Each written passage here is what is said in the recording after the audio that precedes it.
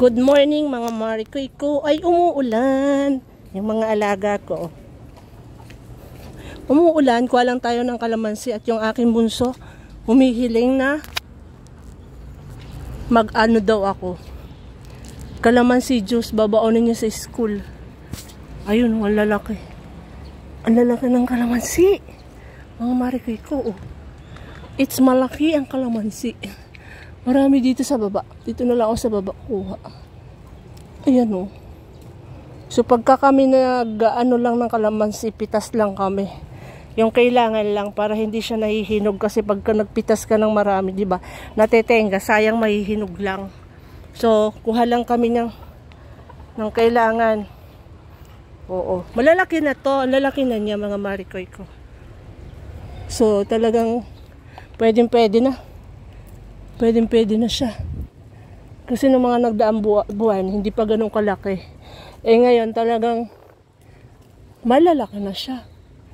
O diba? Pwede na siguro yun.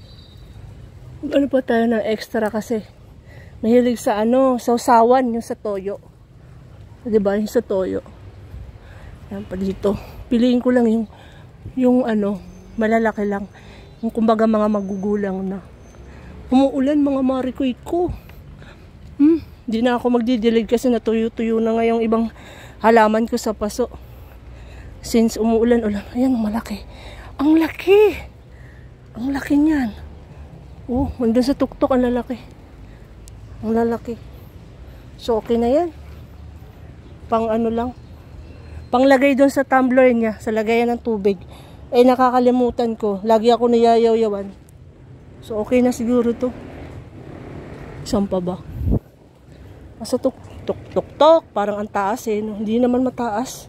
Mababa lang siya mga marikoy. Kasi nga, tinitrim namin na wag na siyang tumaas. As in, mababa lang dapat. So, okay na to. 3 puno siya. Pero ang mas maraming bunga, yung unang puno. Eto, ilan lang. Dito tayo sa taas. Oh. Ito, malalaki na rin to. O, diba?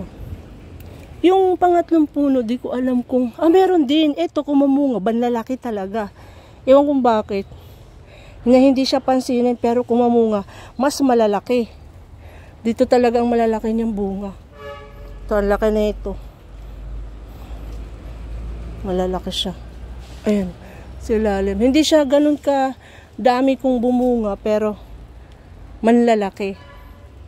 Yung unang-unang puno naman, mandami nun mamunga. Ito din gitna, hindi siya ganun ka dami bumunga, pero malalaki din.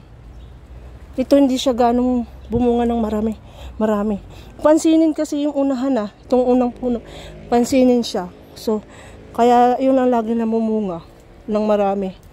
Itong dalawa, hindi gaano. Pero ang lalaki niya kung bumunga, Pero isang lang naman yan. Nung binili to, maliliit pa talaga. Di ba pag bumili tayo ng kalamansi na puno, maraming bunga. Nung tinanim siya, ayun. So, tuloy-tuloy yung pamumunga niya kahit nung maliit pa siya. Okay na, naparami tuloy. Naparami.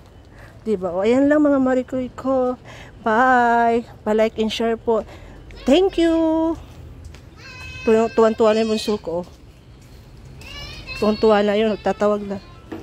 Ito na po yung kalamansi mo. O, ito na o. Fresh from puno. Tuwan-tuwa na siya o. Kalamansi o. Kalamansi.